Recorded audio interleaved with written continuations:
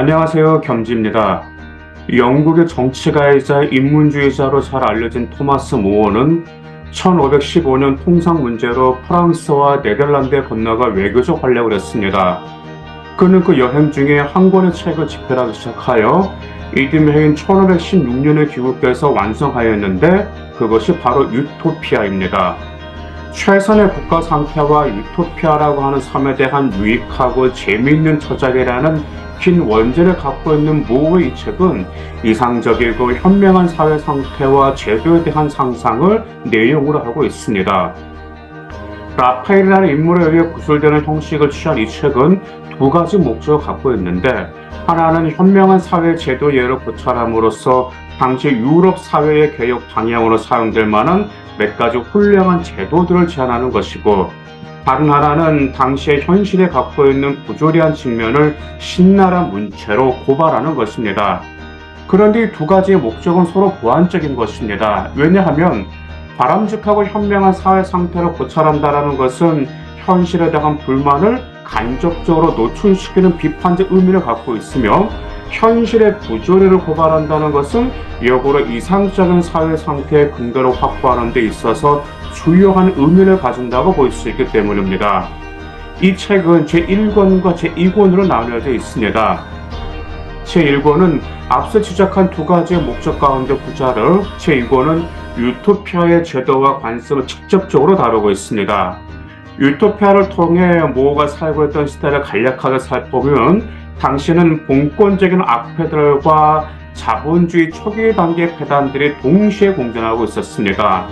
노동자 계급은 장시간의 자기 파괴적이며 가혹한 노동의 혹사를 당하고도 그날그날 목숨을 이어나가기에도 부족할 정도의 임금을 받아야 했고, 양이 사람을 먹어치운다 하고 하는 모어의 신랄한 표현에서 느낄 수 있듯이 엔클로즈 운동으로 인해 농민은 자신의 생활 터전인 토지에서 내몰려야 했습니다. 곳곳에서 기아가 창궐하고 심하단 빈곤에 의해서 창출된 절도가 횡행했었죠.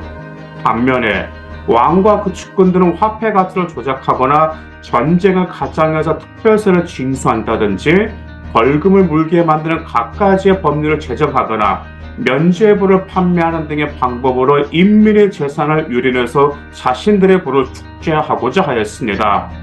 그 외에도 모어가 무장한 악한의 집단들이라고 명명한 지주들, 성직자나 고리대금업자들은 농민과 노동자의 고열을 짜내어 게으르고 방탕한 생활을 보장받고 있었으며, 때로는 법의 형식을 가장하여 사회에 적극적인 해악을 끼쳤습니다. 이러한 현실의 악을 극복하기 위해 유토피아에서 모어가 주장하고 있는 사회 상태를 간단하게 말한다면, 그것은 사유재산이 아니라 공동의 소유에 기반을 두고 있는 사회를 말합니다. 대부분의 사람들의 가난과 고난, 그리고 고뇌의 짐을 지고 있는 반면에 탐욕스럽고 파렴치하며 전혀 무용한 소수의 인간에 의해서 부가 독점되는 사회가 아니라 공평한 재산의 분배가 실현되는 사회상을 그리고 있죠. 이 책의 제1권은 유토피아의 여러 가지 측면을 조망하고 있는데, 노동시간과 분배, 쾌락, 교육, 전쟁, 노예와 죄인, 공격 등에 대한 구체적인 문제들을 다루고 있습니다. 첫째, 유토피아에서 노동은 빈둥거리고 노는 자가 없이 자신의 작업에 열중하는 대신 시민들을 지치게는 하지 않는다는 원칙에 따라 점심과 휴식 시간을 포함해서 하루에 8시간을 일하며 8시간의 잠을 자고, 그리고 8시간의 자유로운 여가 시간을 누리는 것으로 이루어집니다. 그리고 노동시간을 줄어들기 때문에 사회적 부가 줄어들 것이라는 비판에 대해서는 다음과 같은 반론을 제기합니다. 첫째, 유토피아에서 대부분의 사람들은 성별과 지위를 불문하고 노동을 수행해야 합니다. 사회 조직 운영상 법적으로 노동의 의무에서 면제되는 이도 실제로는 노동에 종사하는 것이 일반화되어 있죠. 둘째, 생산물이 균등하게 분배되기 때문에 소수에 의해서 독점되지 않습니다. 그리고 셋째로는 노동에 투하되는 영역도 유용하고 필요한 부분에만 국한되므로 필요한 재화량은 줄어들지 않을 것이라는 견해를 비롯하죠.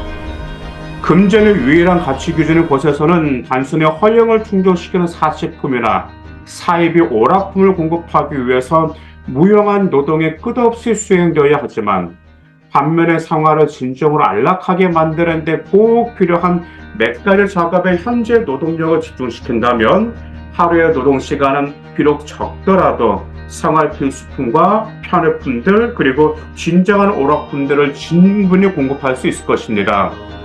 둘째, 유토피아에서는 노동시간을 축소시키는 것보다 근본적인 이유로 볼 수 있는 것은 사회가 필요로 하는 한 각자를 육체의 노동에서 해방시켜 많은 자유시간을 갖도록 하는 데 있으며 그렇게 함으로써 각자의 정신을 개발할 수 있게 되고 이것이 행복한 생활의 비결이라고 생각하기 때문입니다.